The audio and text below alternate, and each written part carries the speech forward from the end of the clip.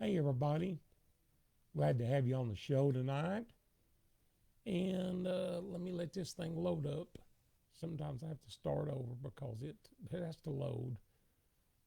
So it looks like it's still doing it. I may be on. I'm on now. Hope y'all are doing good. Glad to have you here. Let me turn this volume down a little bit on my microphone. Glad to have you here tonight. It's going to be a really good night. I have my buddy Herb Pedersen. Herb, man, he's a legend. There's so much we can talk about tonight with him. His band, a lot of you folks may have known the Lizard Rose Band, really huge band with him and Chris Hillman and John Jorgensen and all that bunch. They were a great band, but there's so many people. I'm gonna talk a little bit about his history and howdy Barney. Glad to have you on tonight. Um, but we're going to talk a little bit before Herb calls in. Herb lives out in California, so he's on a 3 hour change from where I'm at. So I appreciate him in the middle of his day calling up and talking to us. But we'll talk a little about Herb. Hey, Ray Collette, glad to have you. Been waiting on you. I've been waiting on you too. So glad to have you. It's been a pretty good week here on my end. I had dialysis on Tuesday. That part wasn't good. I had results from my cancer scan yesterday and also had my cancer infusion yesterday. And I found out my cancer is still doing good. It's pretty much beat back. It's not doing anything. So, you know, it's there, but as long as it's not doing anything, it's like, somebody standing on the corner. As long as they're not walking, you're not going to run over them if they stay there on the corner. That's kind of what's happened with my cancer. It's just staying in one place, and it's been like that for about a year now. So that's good. Good news. Had my 59th birthday yesterday, and I know a lot of you folks are looking at me and saying, "Dang, that's 59." I don't want to be 59, but I've had a rough 10 years in the past here. I got diagnosed when I was 49 with my cancer, and as of this week, I've been beating it for 10 years now. And hi, Mike Elliott, glad to have you on tonight too. But been beating it for 10 years, and I've been really blessed. A lot of people praying, and you know, sometimes I look back on this and think that it's been, you may not understand this, but I kind of think in ways it's been a blessing because it's made me look at the things in life that are important and things like that. And one of the things that's important is to straighten your hat up. So let me see if I can straighten that up. Yeah, there you go. It's made me look at, well, I didn't do it any better then, did I? That's what's weird. You look at it and you're looking at it crooked. But I hope my hat's on. Somebody give me a report. Let me know if my hat's straight. But anyway, I've kind of looked at it like that. It's made me a better person, I think, as far as what's important in life and realizing, blessings and all that stuff that sometimes you just kind of blow by. But it's made me realize, used to, I guess at one time, come up and get up in the morning and say, wow, I got a headache or whatever. And with all this, I kind of realized that I complained a lot of times of stuff that really wasn't important when I got facing the stuff that was. And anyway, it's just, it's been better for me. Hey, Kathy Clevenger, that's my good buddy. She just come on over there. And Kathy, love you and your family. So glad to have you on tonight.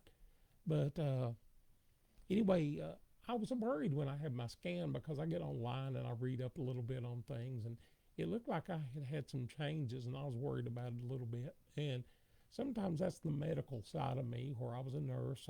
I want to read things and understand it, and the radiologist had said that he thought there was some changes here and there, but my oncologist, who that's his specialty too, is radiology, oncology, and the guy's brilliant. And he looked and he said, well, comparative, this hasn't changed.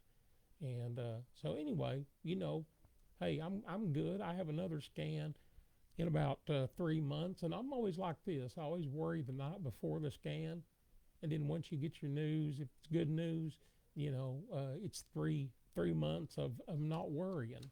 And I always like to be on top of things and know what's going on. I don't want to slip in and hear bad news. I used to be like that, and now I'm not. I stay on top of it. I know what's coming, and I really get kind of peace of mind that way when you kind of keep up knowing what is coming, whether it's clear or what. When they tell you it's clear in 3 more months, I'm good. And I'd rather have it that way than have those 3 months that I worry about, if I'm sick or whatever. But anyway, I got that stuff knocked out. 59th birthday yesterday. Went out and had a good meal, had a good doctor visit yesterday. Tomorrow's my anniversary. We're doing 38 years, me and Lisa, and she's put up with me a long time for that. And I'll tell you a little funny story. Back the night before we got married, 39 years ago, 38 years ago, it was, it's April Fool's Day like it is now. So I went over to see her the night before we got married and told her I needed to talk to her, and said that I'd been thinking and I thought I was going to back out. And we were getting married the next day, but it was April Fool's. I said, yeah, I've been thinking, I believe we need to back out of this, or I need to back out. I'm not ready to get married yet. And she just freaked out about it because they had everything ready, and I was going to let it ride for maybe half an hour, but I was able to let it ride maybe about 5 minutes, and that was enough turmoil in that little bit of time. Don't don't mess with a woman's plans, especially less than 24 hours before you're supposed to get married. That's not a good thing. So anyway, I remember that real well. It was kind of funny, but anyway, you know, it's hard to believe it's been 38 years, but it's been a very good thing for me, and I'm just very blessed with a great family, my son, grandkids, and all that stuff. So been good, been good. But I want to talk. Let's see. I'm scroll down through here. We got quite a few people on tonight. Ray Collette, looking good. Thank you, Ray. Tony, Populous, perfect, good. Then I'm gonna leave it like it is. Jeff Smith, glad to have you on tonight too. I had to write down stuff about Herb because I thought I knew Herb Pedersen really well. Uh, Before I go to Herb, I want to tell you real quick though. My guest next week will be Marty Raven from the band Shenandoah, and Marty's a good friend. He sang on my album Slide Effects, sung a song called California Cotton Fields, and my son also played with Marty. But Marty, they were a big deal. He won a Grammy with Alison Krauss on Somewhere in the Vicinity of the Heart. And Marty's just a great singer and a great guy. So we got him next week, and then the week following, I'll have another good friend that I've known since I was 18, probably 17, 18 years old. It's Claire Lynch, and so the next couple weeks are going to be really good too. Marty Rabin next week, the week after Claire Lynch. So anyway, we'll be ready for that. But I want to talk some more about Herb here. Like I said, I knew a lot about him. I really did, but I've had kind of a lot of shock today, all the stuff that he's done. I mean, I had to make a list, and I usually don't have to do that, but he has a long career with Chris Hillman. They did a lot of music over the years, but that was their band, the Desert Rose Band, along with John Jorgensen. Let's see, I made some other notes here. Herb had a band called the Laurel Canyon Ramblers, really good band, bluegrass band, acoustic type band. We're going to talk about that, but here's some of the people he's played with. And like I said, I had to write this stuff down. I mean, I knew about a half of this, but here's some names, and I'm going to be looking down because I had to write this stuff down. His people he's performed or recorded with: John Fogerty. A lot of you folks know who John Fogerty is. I mean, he was, he was the big guy there in rock and roll for a long a long time. Bad Moon on the Rise. He did all that stuff. Michael Martin Murphey. He had a song called Wildfire, and that was also a song that we named our band after years ago, Wildfire. Let's see, Earl Scruggs, the Dillards. Uh, let's see who else I've got. Um, Peter Rowan, that's another big one. Pastor Clements, Emmy Lou Harris, Graham Parsons, John Fogelberg, um, Stephen Stills, Crosby, Stills and Nash, uh, Linda Ronstadt, Chris Christopherson, John Prine, John Denver, Jackson Brown, Rita Coolidge, Vernon Ray, and we're going to talk about all that. But that's a pretty incredible, resume, and we're going to talk a lot about that. And like I did last week when we had our show, I learned a lot last week. You know, and I always learn having guests how much I learn each time with that. But last week was a really learning time for me with stuff I didn't know, and I try to take in stuff every week, and Herb, it's going to be great having him on tonight. But as I mentioned, I mean Tom Gray was who I was talking about, and I was always a big Seldom Seen fan, so I learned a lot of stuff I didn't know about the Seldom Scene last night, or not last night, last week when he was here. So it's going to be the same way here when we get to talk to Herb. But I don't know about you guys, but it's been really cold here today. It's been below freezing, and I'm in Knoxville, Tennessee, so it usually doesn't get this cold here, but it's been really cold. And but I'm ready for it to get warm and get outside and do stuff like everybody else is.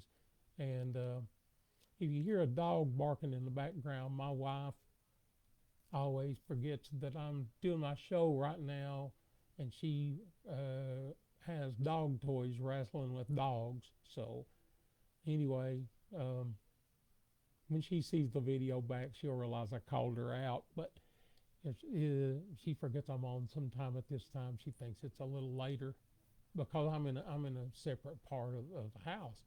So anyway, before the show starts tonight, and Herb calls in, I'm gonna look down the side here. Wait just a minute. Got a cough.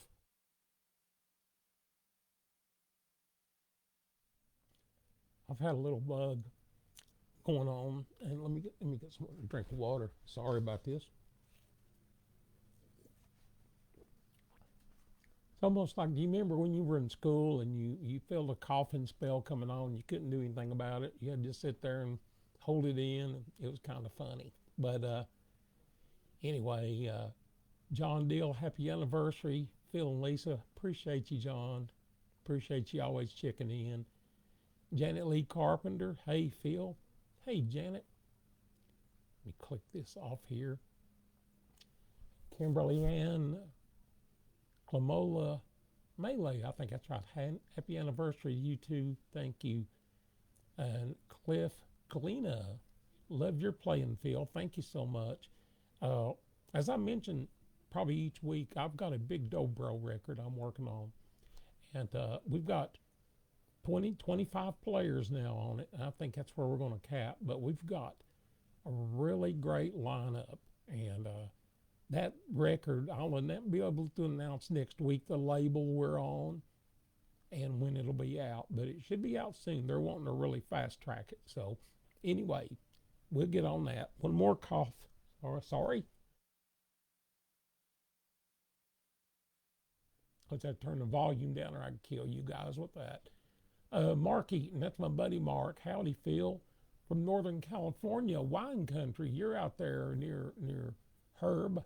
Said, can you ask Herb how he got involved in the sessions for Emmy Lou Pieces of the Sky album, where he sang harmony on Emmy's first big hit, If I Could Only Win Your Love? That was a really good one. Yeah, we'll talk about all that. And I was going to bring up also with him the Linda Ronstadt album called Heart Like a Wheel. That was a big, big album. I remember having an album a long way back. So we'll talk about that. It's always good to, come 30, 40 years later, an album you listened to when you were young and be able to talk to the guy that was there firsthand. So that's pretty cool. Cindy Laughlin says hi. And my old buddy, Marvin Bartlett, otherwise known as Ballface, we were been buddies a long time, and he said, happy anniversary, Phil and Lisa. And I've known Marvin for so long. We played in a band together called Salt Creek. Had a good time with him. And now I can quit rambling because I've got Herb here. Hello, Herb. Hey, Phil, how you doing? Hey, buddy, I'm doing good. We've been talking you up quite a bit here. Uh-oh. Hey, it's all been good. I mean, I was telling the listeners here tonight, I knew a lot about you, Herb. I mean, let me get my PC is sliding off. Here we go. Uh-oh. Okay. Caught it before it hit the floor. I knew a lot about you, but I've been reading a bunch today, and I found out with everything I knew, I didn't know a fourth about all the stuff that you've done. I mean, with people you've recorded with and things, and I knew a lot of that, but man, you've been on everything. Well, at one time I was pretty busy, that's for sure. Yeah. Well, buddy, we're glad to have you on. Tell the listeners where you, well, not your address, but where you live and stuff like that. Okay, I live out in Woodland Hills, California, which is the San Fernando Valley. Mm-hmm. It's a little bit north of Los Angeles, but It's in Los Angeles County. So yeah, we're right at the foot of Topanga Canyon, which I don't know. Were you born and raised in California? Yes, I was born and raised in Berkeley, which is up in the Bay Area. Yeah, I've played Berkeley before. I'm sure you have. You probably played a church or something? Or maybe the Freight and Salvage. Yeah.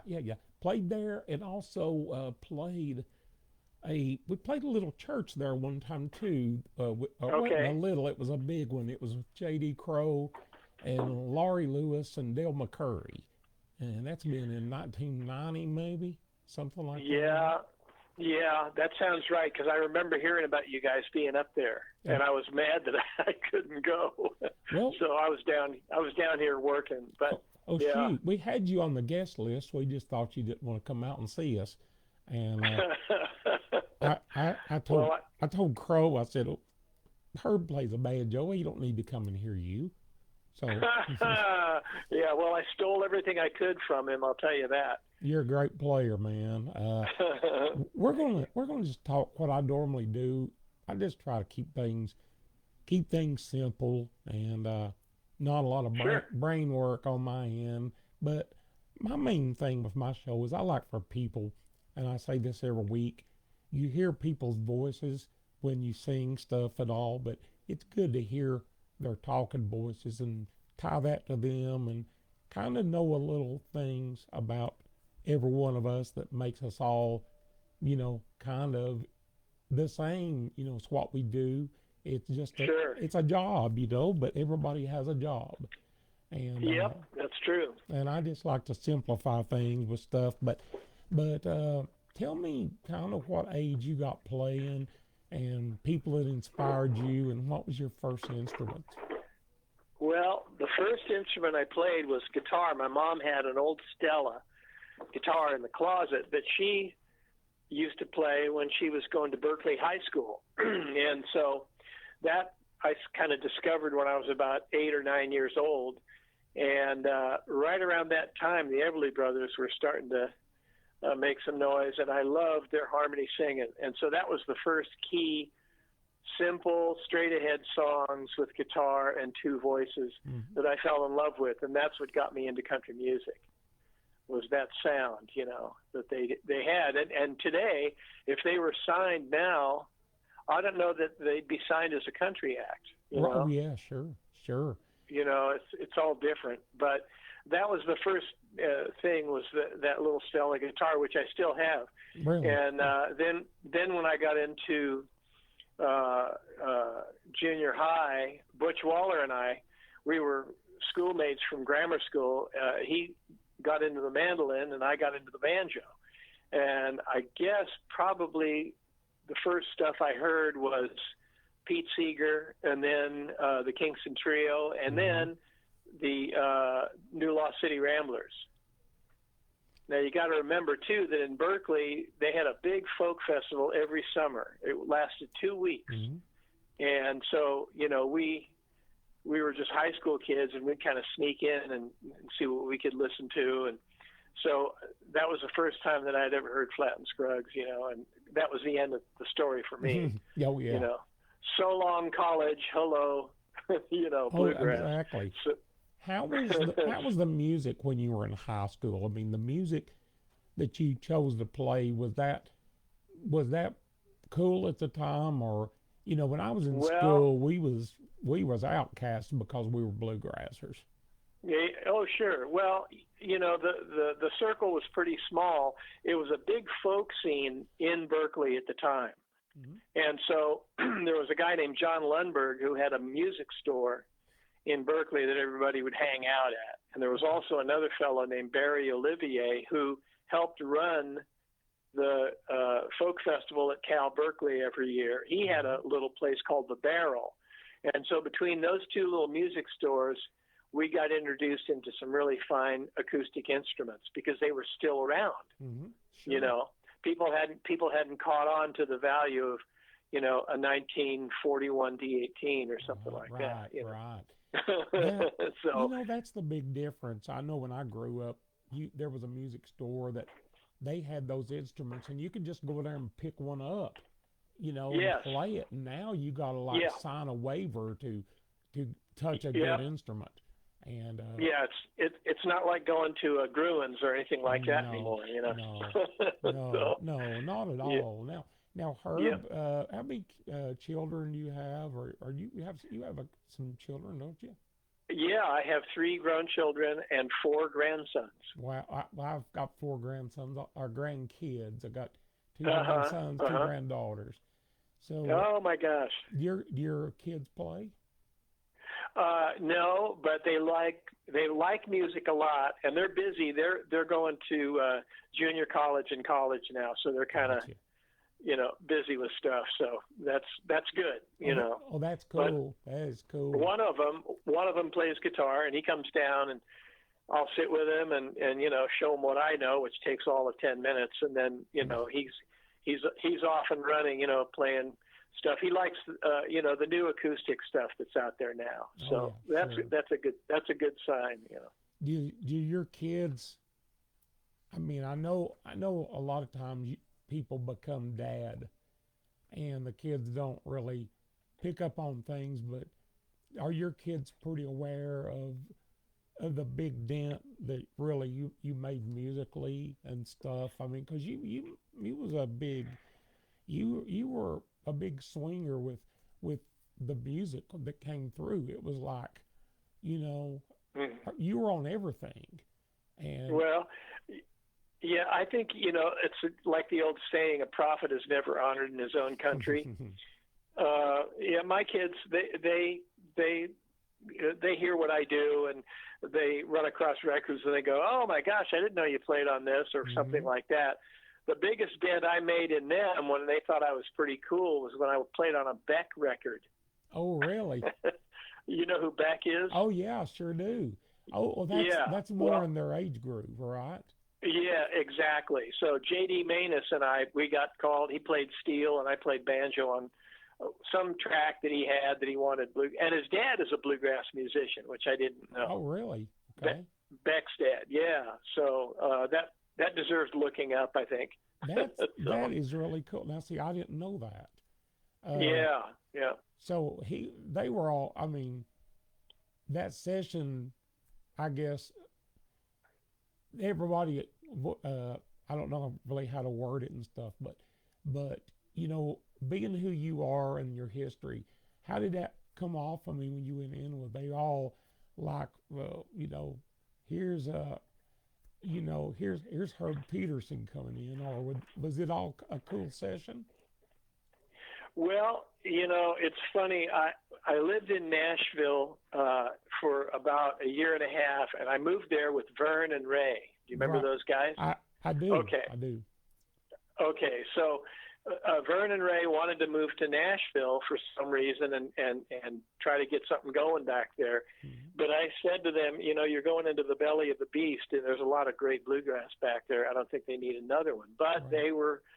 they wanted to do it, so we did, and Did well. that's when I ran into Joe Stewart, and he was playing with Carl Tipton and the Mid-State Playboys on this Saturday afternoon bluegrass show Mm-hmm. on Channel 8, I think it was, in Murfreesboro. Right. Anyway, I was doing that for a couple of weeks, to help room and board, and I got a call from Earl, and he had seen me on that show and invited me over to his house, and so cool. that's how I got hooked up, playing with Flat. So, Man, that's awesome. What year was that? 1967. Wow. Yeah. Yeah. So, I was 22, 23 years old, and, I hadn't been playing banjo. I started, really getting into it like maybe 16 or 17 years Mm-hmm. old, So I hadn't been at it that long, and I was lucky enough to not make too many, clinical errors in my training, because the guys out here, there were very few banjo players that really loved this stuff. One was Jerry Garcia, the other was Sandy Rothman, Mm-hmm. and I don't know if you've heard of him, but he's a very talented musician. I know the name for sure. Yeah. As a matter of fact, Sandy played with Earl Taylor one summer. Yeah, I know Earl. Yeah. Who he was. Yeah. So, anyway, so there were like three of us, and we would see each other and kind of swap licks, Mm-hmm. the stuff we learned, because it was needle drop back then. We didn't have videos or, Right. Learning tapes or anything like that. So it was kind of tedious, but I enjoyed it. You just get that in your blood, and it's all over. Oh yeah, definitely. I know you talk about the needle drops. That's the big difference now. Why these kids can learn so quick. You can just get a loop where I know. We used to have to jump up, and I've mentioned this before, but as my albums got worse, you start stacking pennies on the needle, on the arm. Right. Keep them from bouncing, And, that's right. That's right. How was Jerry Garcia to work with? I never got to meet him, but one time he was going to be in Ohio with, I guess it was, I'm wanting to think Grisman, and it's been a long time back, and I missed that opportunity. Yeah, we did a bluegrass reunion album with Red Allen out here. Right. And Jerry came by and played guitar on a few of the tracks. And I hadn't seen him since probably 1964 before I moved to Nashville. Wow. And it was like we had never separated. It was just a great reunion. We had a great time. Red was behaving himself, and we got a good record, I think. Oh, that's awesome. Yeah. Red, it was funny because J.D. Crow always used to laugh about Red. Sure. He would never get Jerry Garcia's name right. And he would always talk to him about Garcias. He always put an S on the end of it. And Crow would always laugh about that. But that was Red, the way he was. Yeah. During that time, I mean, I'll mention too, because I have a lot of listeners that aren't bluegrassers but just tune in. But Sure. Jerry Garcia, if you don't know him, he was the Grateful Dead guy, and I mean everybody knows that band, I'm sure. And sure, yeah. Regardless of what you do, but I want to talk to you. Like I said, buddy, I made a list of people that just blew me away, and I want to go down some things here, some people, and just get little comments here and there. I saw you. Sure. You did some work with John Fogerty. Yeah, John. Actually, he and I went to the same high school in Berkeley. Really? He was a year under. He was a year younger than me. Yeah, so we both went to St. Mary's High in Berkeley, and then he transferred to El Cerrito High School, which is where he lived. Wow. So we kind of knew each other back then, but not really. And he had a little garage band, which basically was the same sound as the group that made him famous. So yeah, he just had that sound in his guitar playing, and he never really, moved from that groove. He just had that funky thing that he did, and it worked. So So Creedence had a good ride. But anyway, fast forward to maybe 5 years ago, he called me up because he said, Herb, it's John Fogerty. Let me ask you a question. I said, what? And he said, who's singing tenor on Little Ways on the Dwight Yoakam record? I said, it was me. Mm-hmm. And he said, that's all I needed to hear. Would you come up and put a harmony part on? And he was recording a Buck Owens tune in his house. Oh, so wow. I went up there, and he was ready to leave when I got there. So it was just me and the engineer. He had to take his daughter and her class to SeaWorld that day. Mm-hmm. She was about 9 or 10 years old or something. So I said, fine, I got this part. Don't worry about it. So he took off, and then he called me the next day and said, great, thank you so much. And, so anyway, Wow. John was a nice guy. Yeah. That's cool. He's all right. I had no idea you guys went to school together. So that's something else. I always learn something every week. I really do. Yeah. Me too, buddy. Tell me about what you did with Michael Martin Murphy. Murphy, he and I were on the Epic label the same year, 1976. Mm-hmm. And I don't know that I ever recorded with him. Maybe I did. I can't be sure. Mm-hmm. But he and I, like I said, were on the same label, and we'd run into each other Mm-hmm. when I was out with Ronstadt or Emmy Lou Harris or something. Sure. He might be on the same bill, but I never really got really close to him. Yeah. I've been around him, but I don't know. I can't say I know him or anything. But I saw Right in there where you had did some work, and I normally never look down at my notes, but like I said, man, I had to write out so much stuff on you because you just have done so much. And let me ask you about Linda Ronstadt. I know, Sure. I guess one of the first albums of hers I had was Heart Like a Wheel, and you were on that album, weren't you? Right. Uh-huh. Yeah. Linda was part of the troubadour scene, back in the mid-'60s. We all kind of went to the troubadour because Mm-hmm. it was a folk club, and Doug Weston always had good acts there and everything, and he had a terrific bar up in front. Mm-hmm. So all of us kids who were a little underage would hang out there, and he never really got after us for that Mm-hmm. or anything. But I was in the Dillards at the time. Right. And we played there for 2 weeks. That's the way that Doug would book it. You'd be at one club for 2 weeks. That's the way it was back Mm-hmm. then. And so we opened for Phil Oakes, who was a folk singer from the East Coast. Okay. And so Linda saw us there, and then she was going to record Hand Sewn Homegrown, which was her first album, and she wanted me to come in and sing harmony. So Mm-hmm. that's how that started. So the circle was real small of people that you knew, and it's a word of mouth thing. It's just like what you do. Yeah. We all know each other or have heard about each other. Like, I've never hung out with Scott Vestal. I'd like to, Mm-hmm. but, I know who he is. You know what I'm saying? Gosh, So, I spent a lot of time with him. uh-huh. I did probably 4 or 5 albums with him, and No kidding. Yeah, and Scott's just Scott is a real funny guy with very dry humor, and and he's a really good engineer with stuff. Except the thing with Scott is so good. You'll ask, you'll do something, ask Scott, hey, how was that? And Scott, he'll say, well, what? I remember him saying, well, what do you think? So I took Yeah.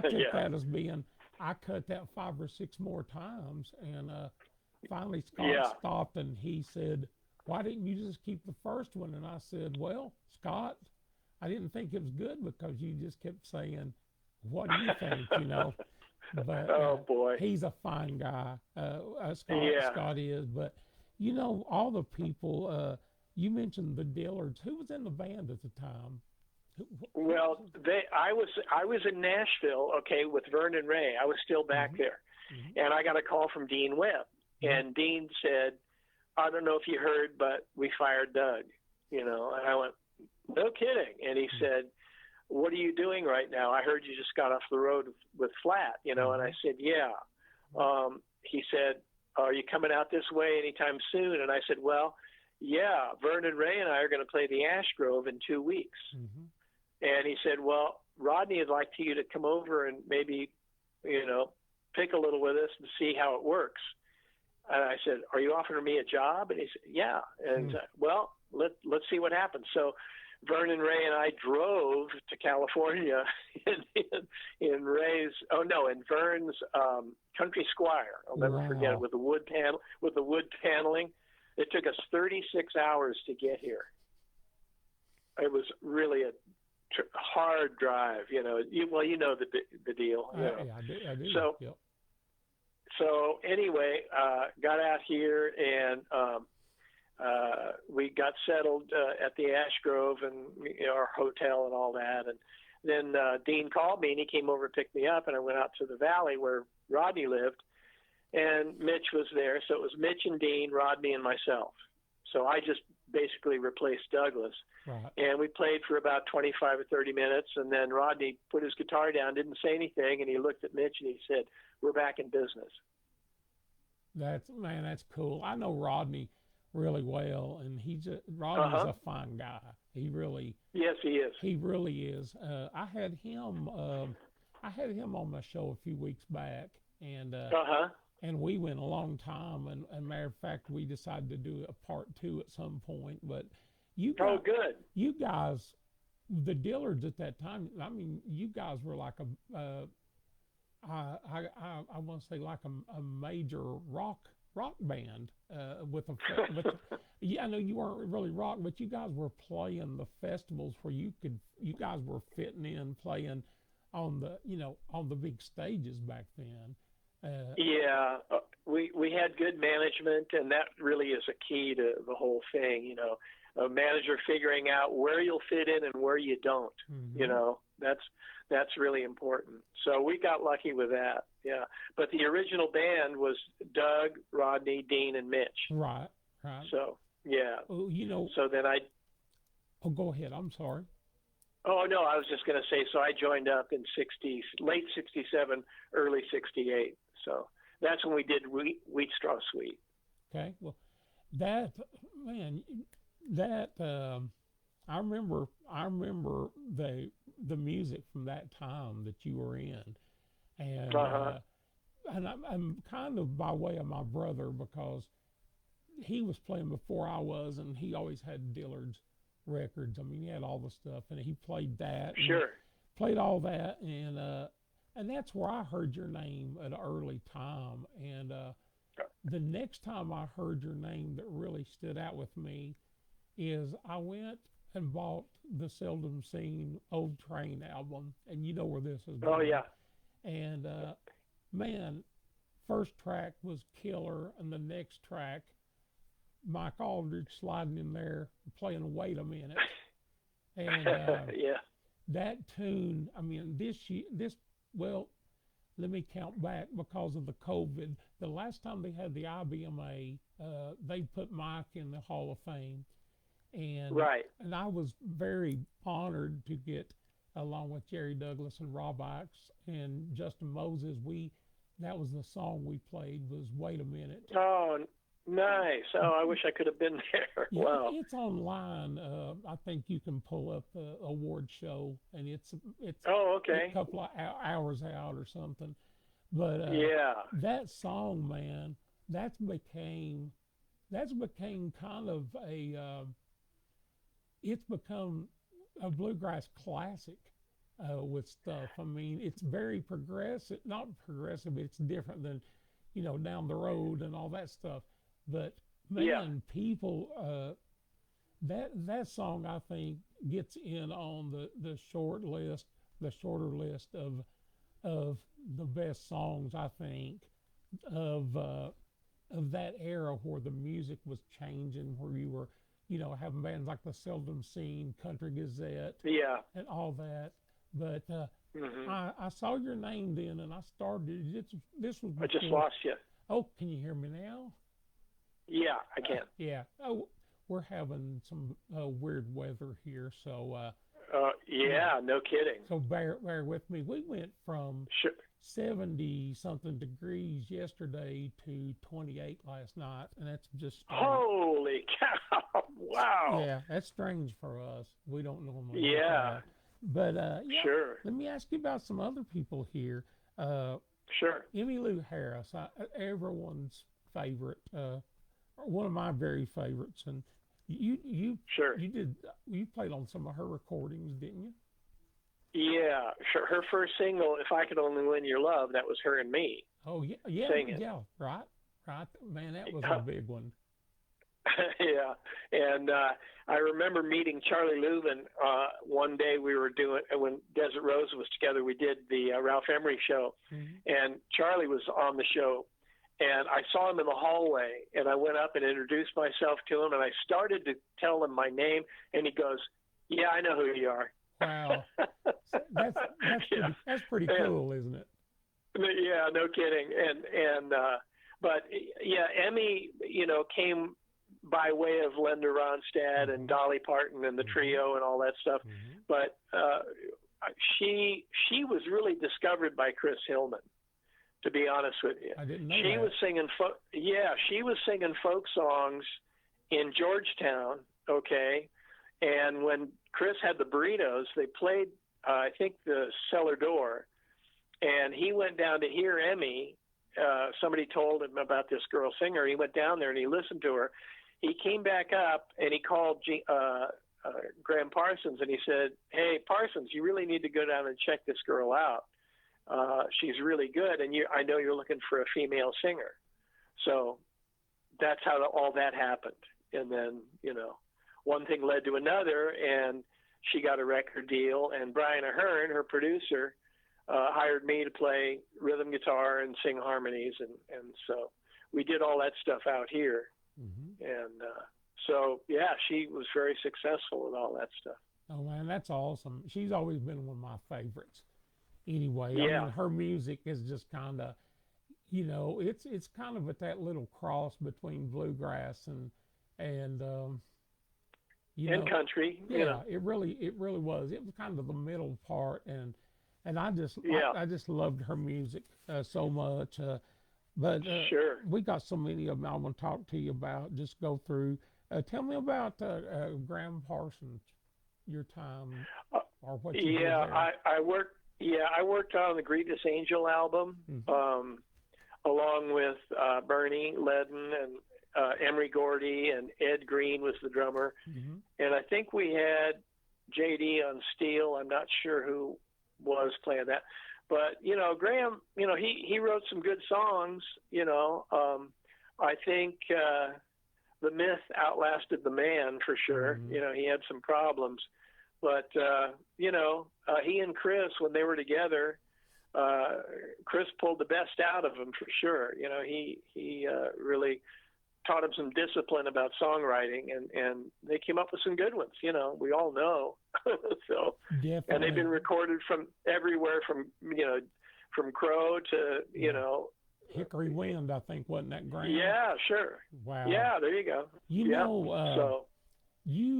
When you mentioned Chris Hillman, when did you and Chris get to know each other? And I know you guys, like I've got a buddy I talk about quite a bit, Steve Gully, that passed away this summer, but he was kind of my music. If you got a music soulmate, someone that you kind of read each other's minds and stuff because you're with them so much. I kind of always took it that you and Chris were like that because you work so much together. Yeah, pretty much. We've known each other since like the Troubadour days, like I told you, 1963. So we've known each other longer than any two guys, I think, in the music business out here right Wow. now. Yeah, that's And awesome. and we have a similar sense of humor, and we like the same kind of, West Coast, Buck Owens and Merle and, Wynn Stewart and all those guys. And, and some of the great stuff from back in your area, and so we've, worked on each other's records and, it's been a very close, tight relationship. And we're fixing to go out in September, October and do some dates. And so we're starting to rehearse now, and Jorgensen's going to come out with us and play some guitar and mandolin. And so is it just we're looking the three of you? Well, I think we might get a bass player, Mark Fain. And he worked with us in the last few years, and he's awesome player. Oh, and he is. Yeah, he fits in just fine. So that'll be right around September, October, something like that. So man, we've known each other forever. Yeah. It makes it easy to travel when you're with guys like that. Yes, exactly. Well, we're going to get into the Desert Rose Band here in just a second, but I want to go. I've got a lot of people asking questions over here for you, and sure. If you don't mind, I want to hit a few of them. A friend of mine, Mark Eaton, said, how do you feel for Northern California wine country? Can you ask Herb how he got involved in the sessions for Emmy Lou's Piece of the Sky album, where he sang harmony on Emmy's first big hit, If I Can Only Win Your Love, by the Louvin Brothers? Was it, was it sort of seldom seen connection since they recorded Herb's Wait a Minute? I think we've already covered that pretty much, didn't we? So yeah, she knew me through Linda, basically, because I was doing some shows with Ronstadt, and Emmy Lou would show up once in a while and get up and sing with her, and so we've known each other through that connection rather than the seldom seen, because the scene basically didn't leave the D.C. area. No. They were. That's why Duffy didn't like to fly, and so all of that. That's why they were the seldom seen. They didn't get out and play or anything. There you go. That's right. I remember a story on Duffy, because Duffy always wanted to hang in that area, and they made such good money for a bluegrass band not having to get in a car and go anywhere. Yeah. And I remember hearing a story where Duffy had a price set where everybody made the same amount, which now that's kind of standard for what a lot of bands are doing. But Duffy was an early guy doing that. You used to have a band leader that stuck it all in his pocket and then shelled out, a few peanuts to the band. I think his name was Bill Monroe. Yeah. Go ahead. Yeah, and Jimmy Martin maybe too. But I had heard a story where somebody had called up Duffy and said, we know what you guys booked for, but we want to offer you, I think it was like, at the time, they had it worked out. I may be stepping out here, but shoot, we're all buddies talking. I think at one time it was like their standard was $5,000 and everybody made $1,000. So somebody had called Duffy and it was a promoter, I can't remember who it was, and they were going to bargain, try to get Duffy to come, to come out of the D.C. area and play a festival. And the guy called and he says, well, this was going to involve, flying and everything. And the guy calls and says, well, I heard you guys' price. Somebody told me you guys play for $5,000. And I want to say about booking you. And Duffy said, we can do that. And the guy said, yeah. He said, but which one of us are you wanting for that? Duffy had priced it out to $25,000 or something like that, or not that much. Sure. But Duffy, they did very well right there in D.C. with Duffy was smart. He knew what the traffic would allow, and I think he may have gotten that saying from when Colonel Tom Parker got a call about Elvis, and well, it'll be $30,000. Oh yeah, well, what are you going to pay Elvis? I remember that. Yep. Yeah, I think that may be where John got that. He probably did. John. Yeah. I had Tom Gray on the show last week, and I learned a lot about John, a lot of funny stories. Yeah. And anyway, I didn't know about that, but let me scan on down here just a little bit. Some more people Sure. want to ask you some questions here. Yep. Let's see. Mark again said he used to hang out at John Lunsberg's store in Berkeley. You probably know about that. Yeah, Berkeley. Yeah. And Dennis Kavlinger is on. I know Dennis. Dennis probably don't know me, but Yeah. I really love his music. He said, "Hey Herb," and I saw him. I think at an IVMA Fan Fest or something one year when Uh-huh. I can't remember who I was playing, but it was really, I really felt like I always have known him. Let's see. Sure. Another guy, Ray Plosick, said Herb did a stellar job on Fogelberg's Wandering Shepherd. He wanted you to know that. And, Oh, nice. and let's see.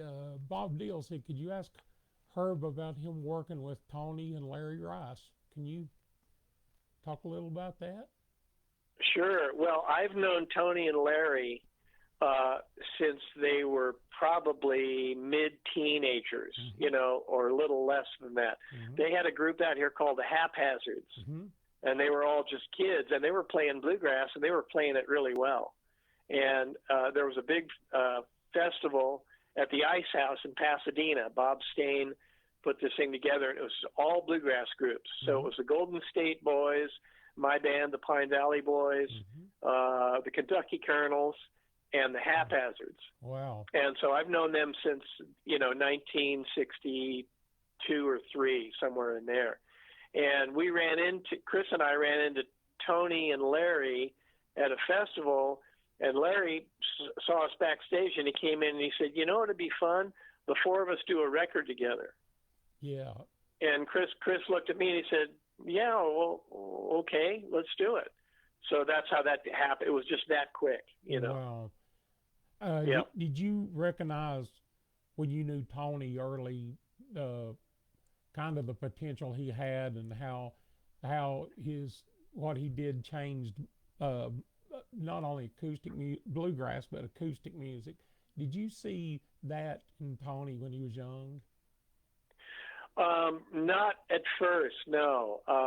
And then, because they were so young. I mean, he didn't have the facility that he later got into, Right. but he was a real Clarence White fan. Mm-hmm. And so Clarence was the guy that I was working with a lot back then and doing sessions. Sure. And so Tony, picked up the mantle, when Clarence passed away, and did a great job, my gosh, he just took it so much further, Yeah. And the thing that's really good with Tony, so sad we lost Tony, but Yeah. He always acknowledged Clarence with his playing and stuff. Tony always acknowledged him, and Sure, of course. I think it's pretty neat when and there's a lot of people. Acoustic music is a little different, I guess, where people are like that, but you run into a lot of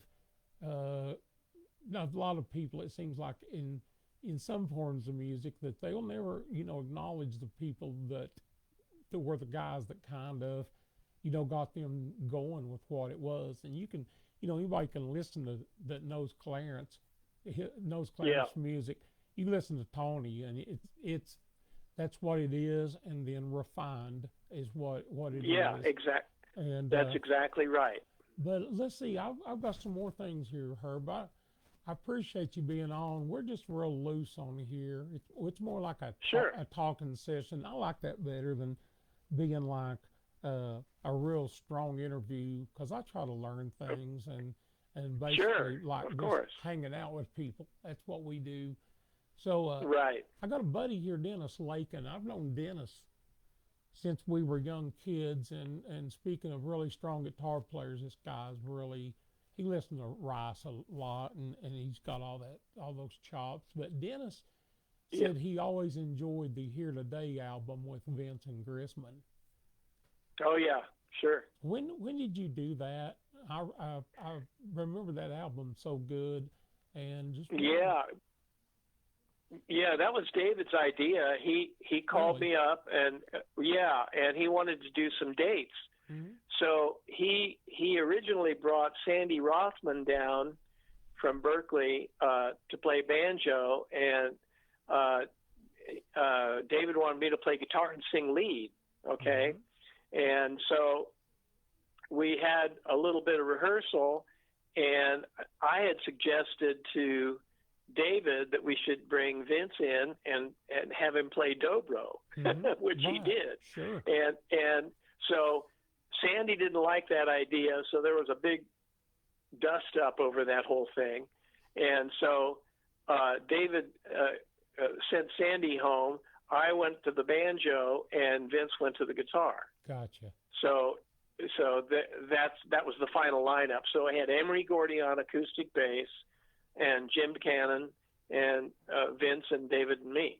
Man, some legendary names right there in that Yeah, band. we did about 5 or 6 shows in California, Hmm. and then we went in and recorded, and we did the album I think in 2 days or something, Wow. and it was pretty much live, you know. It helps like what you guys did. I've always, I've played in some situations where, a band, you go in and record as you are creating your band. And it always just Yeah, makes a big difference when you've got some road dates under you.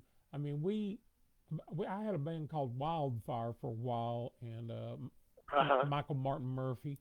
But we were all J.D. Crow's band, and J.D. didn't want to play all the time, so we went and played. But we got a job Sure. at a theme park here in town, which was is Dollywood now, and Mhm. we played 5 days a week. We'd do 5 sets a day, and we'd get all our material together every day. And not only did it make us strong come the weekends when we went out on festivals, but we were ready when we went in the studio because we'd played that stuff so much.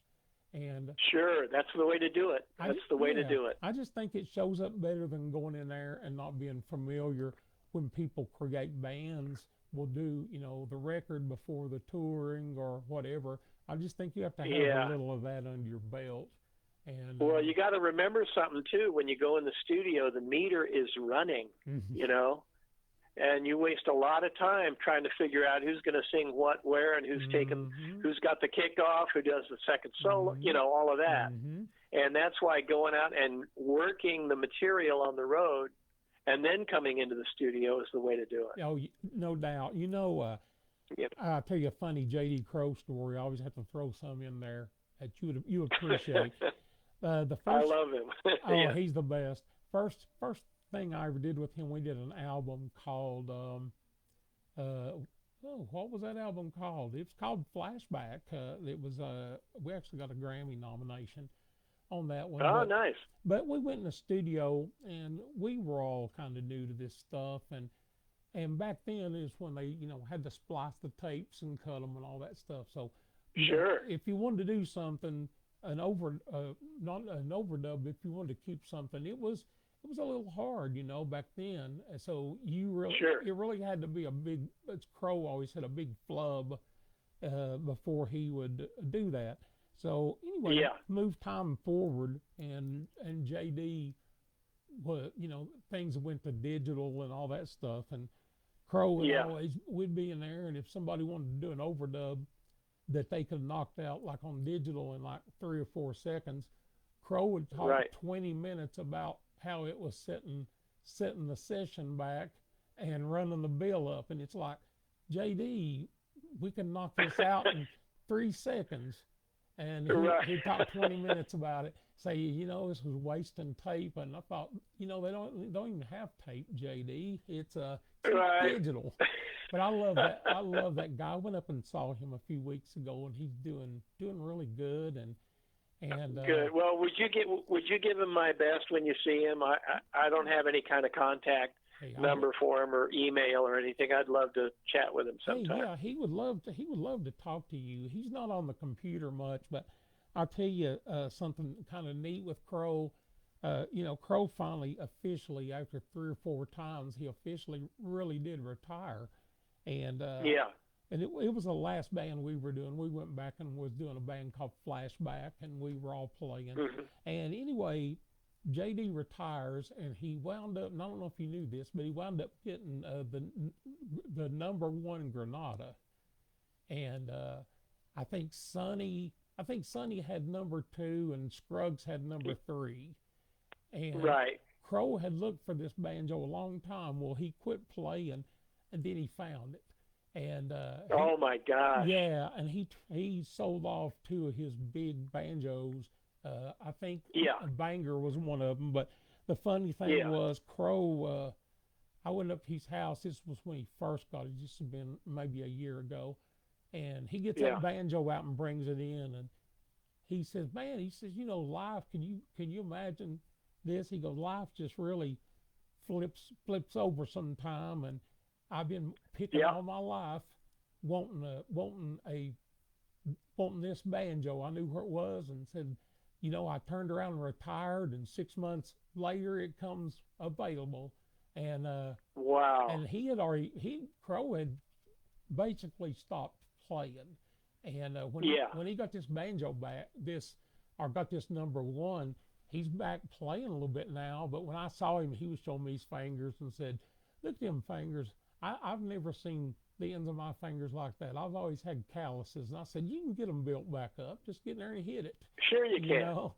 But I didn't know. I didn't know if you knew if he got that one or not. No, that's a great story. Everybody's going through that same thing right now, Phil. We're all getting our calluses back because we've been off a year. Oh, yeah. Yeah. And so you'd have to sit down every day and play for at least an hour. Just do it in your office or wherever it's handy, And Jorgensen said today, we were rehearsing up at Chris's house, and he said, "Oh, my God, my fingers are killing me." I said, "Well, you got till September. You better get with it, So... That guy's a monster player. Monster player Jorgensen is. Oh, yeah. He would be fun for you to talk to as well, I think. You think he'd want to do one sometime? I'd love to get him on. Of course he would, yeah. Well, after we get done, send me some contact on him, because I'd love to have him on the show. I will, yeah. Definitely. I will. But, you talk about calluses, is what's funny with dobro playing. The calluses aren't as important, but the thing I've noticed is going back and putting my picks on them. My picks don't want to stay on. They slide. They don't feel right. And but this was my day, April 1st, and I've got to do this after our show, is I said April 1st, it's going to be practice every evening for a couple, 3 hours. And that starts tonight for me, because I've been off. Good.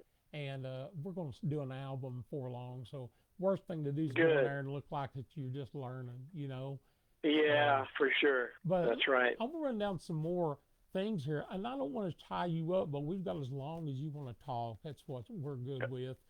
Okay. A buddy of mine, Alan Bobby. You know Bobby, don't you? Great mandolin player. I know.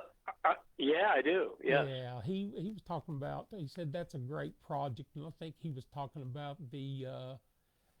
He's talking about the Here Today album, and. Yeah. Yep. Bobby works in a group that I've got called the All Stars of Bluegrass, and that guy, man, he can play a mandolin. And, yeah, he can.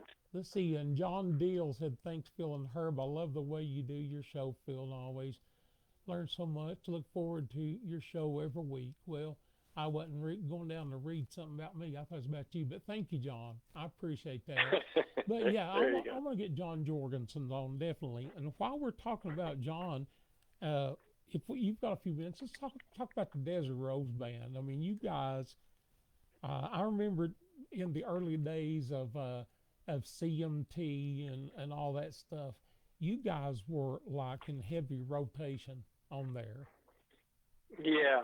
It all started basically after I recorded High Country Snows with Fogelberg. Oh yeah. We did a show. I guess where was I? I missed this show. It was in Colorado at Red Rocks. That's where it was, outside of Denver. Wow. And Dan was doing a show there, and Chris and John were there kind of as an opening act. And I forget, maybe Bill Bryson was playing bass with them too. And Dan got the idea of doing a bluegrass album. So he talked to Chris, and he said, well, why don't you call Herb and talk to him? And so he did, and we put the band together and recorded, I guess, at in Franklin at Norbert Putnam's place. And so that was, gosh, who did we have? I'm fading out here. We had Emery Gordy on bass, Buchanan on fiddle, I think, and Russ Kunkel on drums, and Jerry Douglas on dobro, and David on mandolin. And so we got that done, and we went out and did some shows, major market areas, like Chicago, Philly, Denver, Miami, ended up in L.A., San Francisco.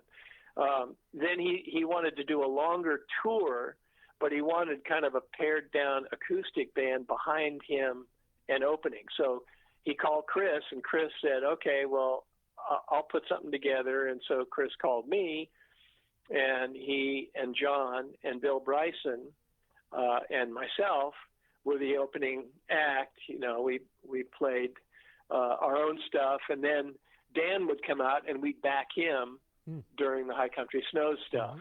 And when we got done with that tour, this is kind of a long way around the barn here, but when we got done with that tour, John Jorgensen was the one who said, it'd be interesting to see what this would sound like if we plugged in and added drums and electric bass and steel.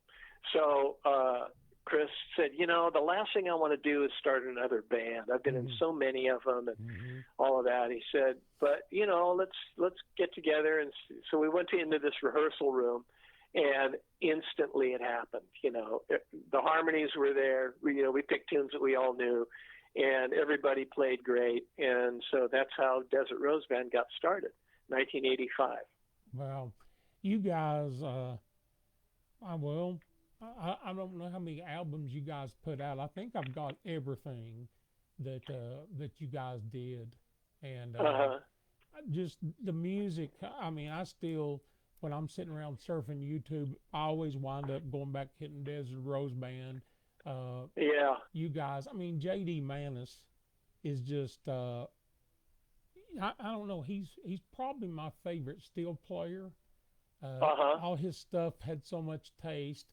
And all you guys as a unit were just, you guys were really, no one would have ever thought, if you told, hey, these guys, mostly were acoustic players and stuff. You guys sounded, you guys were strong. And I really liked that. And I miss you guys not doing that anymore.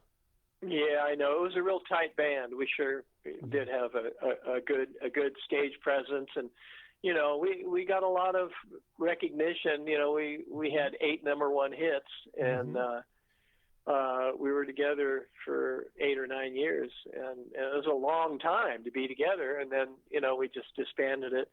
And but I got to say something right now, and I want you to take this in the spirit it's intended. I wouldn't be where I am, okay, as a musician, if it hadn't been for Lester Flatt, Earl Scruggs, Sonny and Bob Osborne, Alan Shelton, J.D. Crowe, Jimmy Martin, like that. That's kind of, what I consider the cream of the crop, that whole, Jim and Jesse as well. Jesse, It's funny. I mean, I don't know how old you are. I just turned 59, but yesterday, turned 59 yesterday. Yeah. But, Yeah, that's right. Happy birthday. Thanks, buddy. I wasn't trying to sucker a present out of you, but I will give you my address and box number if you want to send or just, are you want to forward some money, whatever. But no, it's been funny when my son plays, and I always look at it like we guys like you and I have been so lucky and blessed to live in the same time that people who are going to be playing bluegrass, say 20 years from now, and even present day, it's like this. To be able to say, yeah, I went and saw Earl Scruggs, I saw Lester Flatt, I saw Jimmy Martin, I saw Ralph and Carter. They're not going to be able to say that, and and it was something different about just a lot of bands, which you guys, I mean, were great live, and you guys were great on record with Desert Rose. But a lot of the bluegrass bands and a lot of people that do records don't realize, they'll listen to Flatt and Scruggs and stuff like that, and the music has traveled, to different areas. But it's like me and Crow always talked. That right there was all the bricks and the foundation that we got to see and were able to see, and the other people build on top of that. But it's like Crow said, if you take those bricks away and made the foundation, which was, like you said, all those folks, Jimmy Martin, Jim and Jesse, Ralph and Carter, Flatt and Scruggs, you have to have that foundation. And we've been real blessed getting to not only hear these people's music, but to be friends and know them and stuff. Yes, absolutely. And one of my favorite people in the world, now that I can talk to, when I get a chance, is Sonny. And I just respect him so much, and he's been very kind to me over the years, with what I've done, and it's just great, that to be around that special thing that is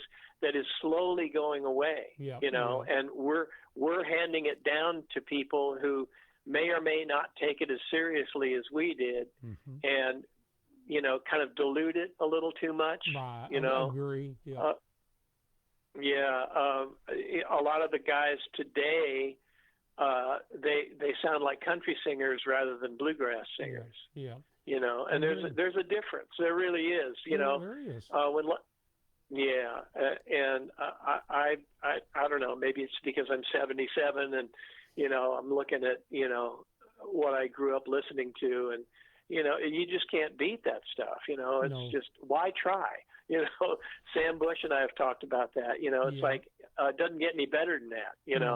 No. And the guys like you, Sam Bush, people like that, it's always good to hear you guys acknowledge where it comes from, because I think a lot of people now, I've talked to people and they'll talk about going way back on a song, and they're only going back maybe to the 70s, and it's like, wow, that's not where it started. Or people will record a song that they heard, say, certain unnamed groups or whatever, and they'll talk about, this song was one of their songs. It's like, you better research that. That was a Bill Monroe tune, or that was a Flatt and Scruggs, or you look on most of this stuff, and Carter Stanley's name's on a whole lot of it. And, that's right. But I'm like you, man. I like the old stuff a lot. J.D. Crowe was the first album, the New South, that when I started playing, that my dad got that. That was the Old Home Place album, and and I remember getting that one, and it was just like, man, there's no turning back now. There it is, right there. There it is. It is, and Crowe, I don't know how well you've been around him or anything, but he knows and talks about you a lot, and I know California's a long way, but I hope sometime you're over this way, and I know. But it don't work that way. It's hard traveling, but he sure thinks a lot of you. So well, when this COVID thing clears up, and we can get around, I'm sure we're going to be back in that area, and I'll be sure to make contact with you, and maybe we can go see JD, or something. Definitely. And funny thing about Crowe, he's just, Crowe's when I first saw him on stage, he always looked so aggressive because he was so focused.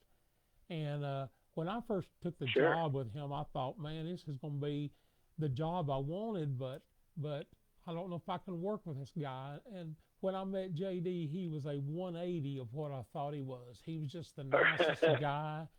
And Right. but till he hit the stage, when he hit the stage, man, it was all business. And Well, of course it is. Well, it's that's the gotta way be. it should be. Should be. Yeah. Crow. We always talked about the funny thing was, as soon as we got in and the car door snapped, we could go back and chill and be who we are.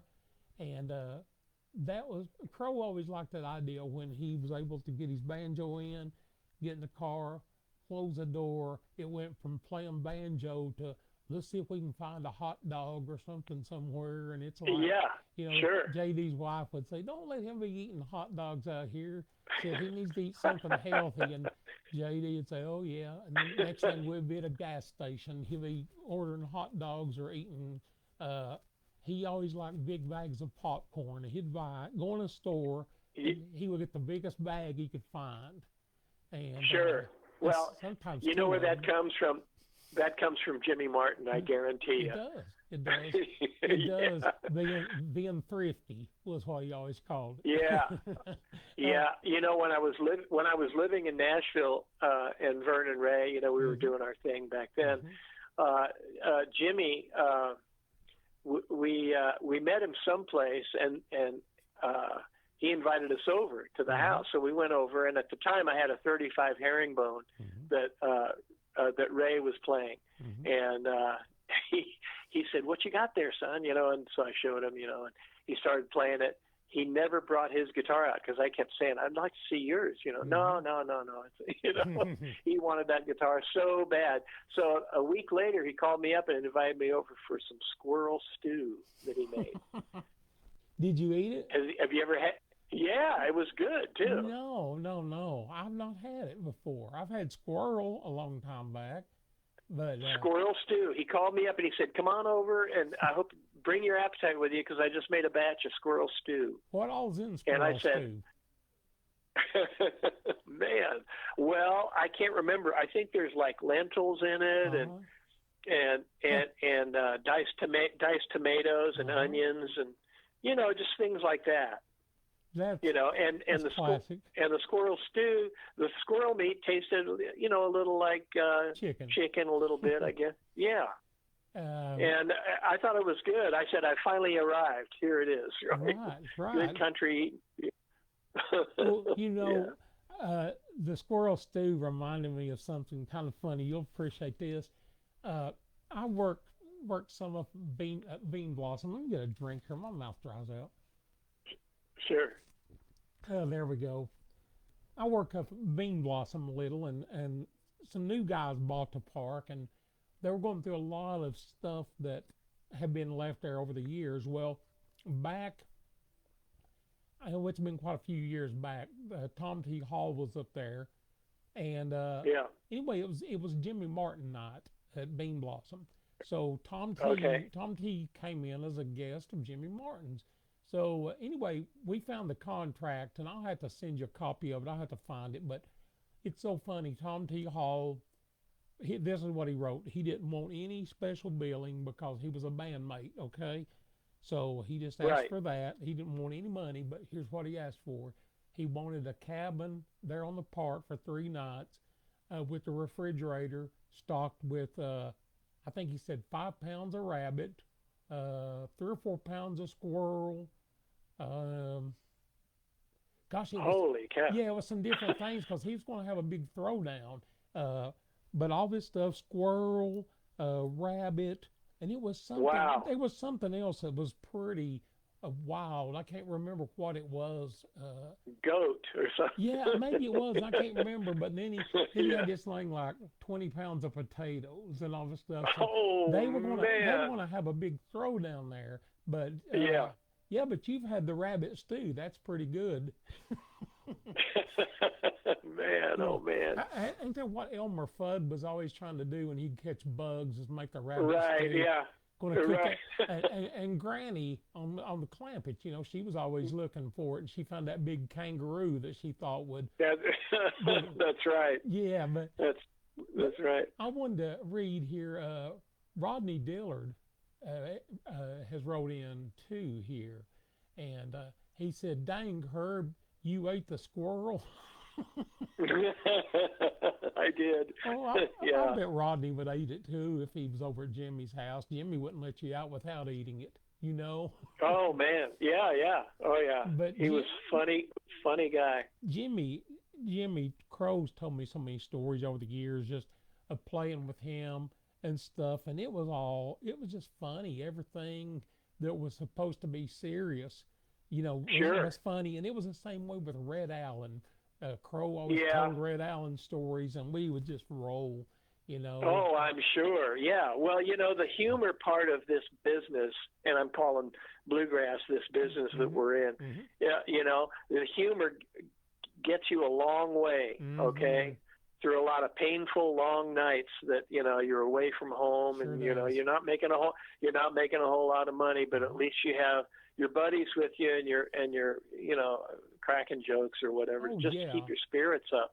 There's no That really makes a difference. There's no way you could travel this road up and down if you were, I always thought when I got people to play, I looked at them first as, are these guys going to be good folks to run around with and hang out with? And, sometimes Sure. it doesn't wind up being the best guitar player in the world or the best mandolin players or whatever. Yeah. But it's about the whole package of people That's who right. are good.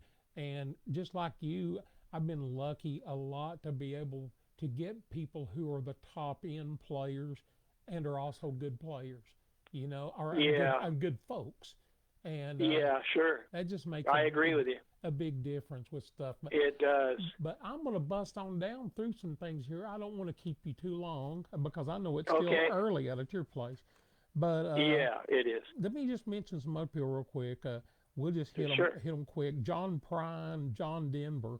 Anything you want to say about those guys? I mean, I knew you'd played with Well, them. John Prine, I worked on a couple of records as a session player, and the same time Don Henley and Glenn Fry came in, we did some Wow. vocals for Prine, and he was great. And funny guy, great writer, Oh yeah. And I'm just sick, of the condition that he got in, and Yeah. it was just a shame, but he was a wonderful guy to me in the studio. And with John Denver, I worked, with him for a few years, traveled the world, and he treated the band like, family, everybody Wow. got well paid, and, if you needed something, you got it, whatever you needed, but you had guys out there like James Burton and Hal Blaine, and, top studio guys, and legendary players, and it just Glenn D. Harden on piano, Right. and it was an amazing time. We traveled, Japan and Australia, just all over the world, and John was a great guy. He really was, and I miss him terribly. And that accident with his airplane was It was just horrible. it was horrible. Yeah. He just always seemed, a lot of times you see people and they're totally different than what you really see. Yeah. And something about him. I always read it. You could tell always seemed like he's probably a guy that would be a good guy to be around. Yes, he was. He was one of the guys. In other words, he didn't separate himself from the band. He wanted to be part of us. Okay, that's great to work with that. Yeah, and he was grateful that we, would relinquish, working in town and going home at night to go on the road with him. So That's good. all in all, it was a great experience for me, I think. Oh, that's awesome. I mean, I'm always, like I say, on this little program I do. That's what makes it good for me is to be able. I learn a lot of stuff. It's like going to school, and Sure. before we close out, I've got a few things I want to ask you there real quick. Okay. What's your favorite food if you're going to go out somewhere to eat? What do you like? Oh man. Well, here in California, Mexican food is probably one of my favorites, and it's pretty amazing. I also like Japanese food a lot. Okay. And yeah, and if you throw a good steak my way, I won't mind at all. And so just kind of normal, hey, and when I'm back east, Cracker Barrel. Really? Yeah. Well, I'm guilty of going there a lot too, but there's so many of them around, you kind of take them for granted. But they are good food, Yeah, and there aren't many out here at all. I think there's one that's maybe 25 or 30 miles away from here, in the East Valley, San Fernando Valley. But yeah, I thought that somebody should just open one up here and just see what happens. I bet you they do really well. They do really well, really well. Yeah. Well, buddy, I appreciate you being on tonight. I like to just, for people to get kind of a, they see you on video, they hear you on record, and everybody I bring in, but it's good sometimes to see people, the human side of people, and get to know them and all that. But before we go, I've got just a few questions that's popped up here before I go. I'll get mad. Said, let's see. Oh, somebody wrote, a buddy of mine wrote, Rodney Dillard saying you might come back here for some shine. Moonshine's legal here now. It's been for a long time, so don't make as much money. Rodney Dillard said, Rodney says, do you still like grilled cheese? Yeah. Of course. Yeah. Who doesn't? That's a staple. That's the best. That's when my grandkids come over, we get a chance to have grilled cheese. Grilled cheese sandwich and tomato soup. Oh, heck yeah. Got to dip it, don't you? Well, look, buddy, thanks so much, Herb. I know I took a big chunk out of your day, but it means a lot. Before I go out, are you working on any new projects? Yeah, as a matter of fact, I'm producing, you know who Jack Tempchin is? I know, I've Jack heard that Tempchin. name. Yeah, Jack Tempchin wrote hit songs for the Eagles like Peaceful Easy Feeling. Oh, okay. And Already Gone. He's a very successful songwriter. And what I'm doing right now with Jack, he wanted to record some songs that he wrote since 1972 that have never been recorded. Jeez. So I'm going through some stuff, and we've already cut 3 tunes and turning them into little gems that he's going to keep and maybe let other people hear them so they can record them, but he just has to get them on tape. So that's kind of what I'm doing now. Are you surprised with some of the stuff that he's bringing? I mean, is there some knockout material on there that's really good? Oh, sure. Oh, yeah. No, That's he's awesome. got a great way with words, and I'm taking the bare tunes and maybe arranging them a little differently, Sure. just to. So, and that's what he wanted me to do. He says, I want you to kind of desert rose these things up a little bit, So That's awesome. I'll be looking for that, and I'm gonna let you run. Be sure and send me a contact for John Jorgensen, and if you don't mind touching base with him, just tell him I want to call not at him. all. And thanks so much for being on tonight. And if anyone wants to see this back and listen to your interview, I put it on YouTube on my channel. So thanks again, Herb, and I hope to see you. And when things get better with the COVID, if you come into town, we'll definitely go see JD. For sure. All right, and get a hot dog or something, Get a hot dog or some squirrel, whatever. There you go. Okay. You have a good one, buddy, okay? You too. Thank you. Thank you. Okay. Bye-bye. Bye-bye. Oh, Herb Pedersen there. Glad to have him on tonight. Glad to have all you folks. Let me go over here and look at some mail here a little bit. I want to address a few people here.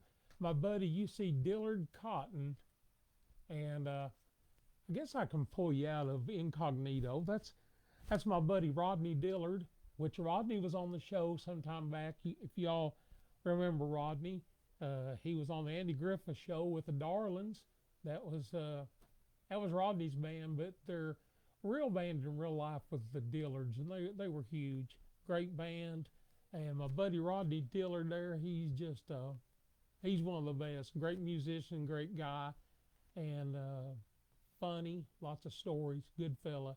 Reese Thornton, and I've known Reese a long time. He played with my brother Kent in a band called Bluegrass Confederation years ago, and Reese used to buck dance. That's what I remember. I don't know the difference between buck dancing and clogging or what, but whatever Reese did was a special move. Said, "Hey, Rodney Dillard, you must need some more moonshine.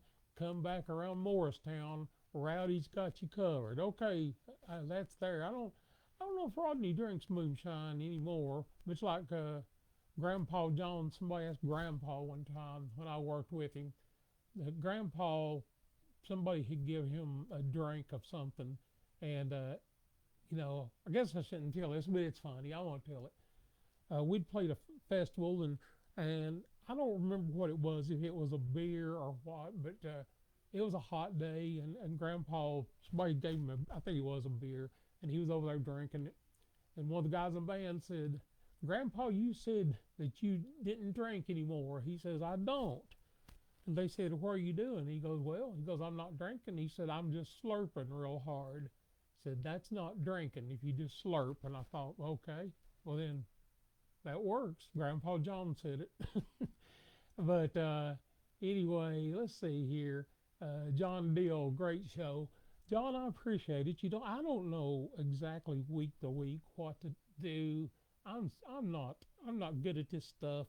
So what I try to do, and I'll probably run a lot of people off, but I just try to talk to people like they're in my living room, and I think it makes a big difference. And I'm eventually going to try to go to Zoom, but it's a little easier sometimes to get people like this because they don't have to get ready for the show. They just, they can just dial up the telephone. And anyway, that works out good. Reese Thornton said, "Thanks, buddy." And Paul Verts, nice interview. Thank you, Paul. I appreciate everyone that comes back every week and listens in to stuff, becomes part of my week. Even during the COVID, it's a good way to catch up and see what everybody's doing. And, I really think it's pretty soon. I think things are going to start getting back to normal pretty quick. I always talk about the COVID vaccine because I hope you'll get one. I've had mine, had no problems with it, had both doses, had them under me for over a month now, and no problems at all with it. But I'm ready for things to get back to normal and we can start going to festivals again because, I miss, you don't really realize what you miss of the times of being, outdoors with your friends and stuff till all that's taken away. And then when it's taken away, it's like, wow, there's so many things I should have done. I should have went to this festival, or when somebody called me and asked me to go camping, I should have went, or go fishing, or, I think we're all going to do more stuff when all this is over with, the things we took for granted. And I'm ready for it because I want to see all you guys. And anyway, I appreciate everybody that writes in every week. Half of the stuff over here on the side, it kind of goes by while I'm reading and stuff. And I'm gonna look at the top here, just make sure I've not missed anything, because I hate to miss things. But I want to go back to a couple of people that wrote tonight. Alan Bobby, I talked a little bit about him tonight. Alan Bobby is the last 2 years IBMA Mandolin Player of the Year. He'd come along at a good time in his life because right now Alan's really what I think peaking. We started a band years ago called Grasstown, me and him and Steve Gully, and me and Steve left and Alan kept the band, and man, that band is stronger than it ever was. And Alan has really stepped forward as not only one of the greatest mandolin players in the world. Everybody knows that. But he stepped forward as a lead vocalist, and he's took that band over, and it's just really doing good. And I'm just real proud of Alan, and I'm glad to be working with him in the band that I'm doing with the All Stars, which is this hat. Got those the other day. They fit good, even on my big head. But anyway, we're doing that band, Jason Burleson, Blue Highway, and Robert Hill from Wildfire, me, Gina Britt is playing. She's with Sister Sadie, so it's the four of us, five of us, me, Burleson, Bobby, Gina, and Robert Hill. So anyway, we're going to try to have something new out. Our last record was called Swing for the Fences, and we're going to be doing another one on a new label starting up for really soon. I hope next week that I can announce where we're going to be going, but everything looks good. And anyway, I just appreciate you all following us and everything. And I appreciate everyone that, that writes me during the week and stuff, that talks about the show, and the people that, tune in every week. But remember, this weekend, this is a huge holiday. It's become a holiday, but the events, if you believe like I do, and it's okay, you can do what you want, whatever your belief is, but Easter is, Easter thing that I don't like about Easter anymore is it's like Christmas. It's become so commercialized, and people have got to think that Easter is about a rabbit and eggs, and they miss the point of what it really is. The same way as they do Christmas. And I think young families ought to work hard to educate their kids on what the real meaning of Easter is and the real meaning of Christmas and stuff like that. They're not about lights and trees or rabbits and candy. It was a sad time, but a great time, because the outcome was so wonderful for Easter on Sunday when the rock was rolled away. That's what I believe, and I'm not going to tell you to believe what I do. Everybody's got their own, but I just feel good in knowing that my parents, when I was young, that we knew the meaning of what Easter and Christmas really was, and it's kind of got out of hand. But I thank you all for coming and tuning in and listening to me on my big soapbox. I try not to get on very much, but do remember, Easter. If that's your faith, be sure and remember that and take some time to reflect back on what it really is. And it'll make your life better if you know that. And I've got some last minute messages here, and I want to read them. John Deal. John's always tuned in. A great guy. Thanks, Phil and Herb. I love the way you do your show, Phil. And I always learn so much. Look forward to your show every week. Buddy, I learn a lot too. They're good for me. And as I mentioned, I got Marty Rabin on next week. He'll be a great interview from the band Shenandoah.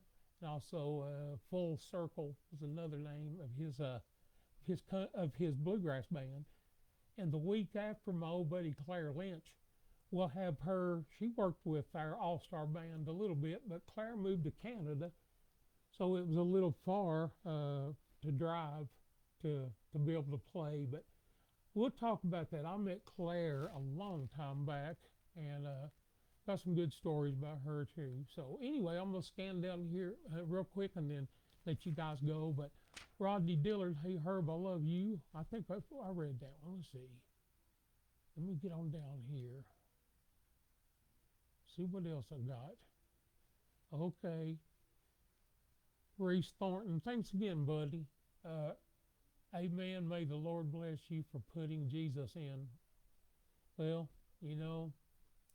there's, Ricky Skaggs has a song called "Can't Shake Jesus." That's off the Mosaic album. You should listen to that this weekend. Uh, if you'll put in Ricky Skaggs "Can't Shake Jesus," it's pretty strong, and it's what Easter is, and you need to listen to that.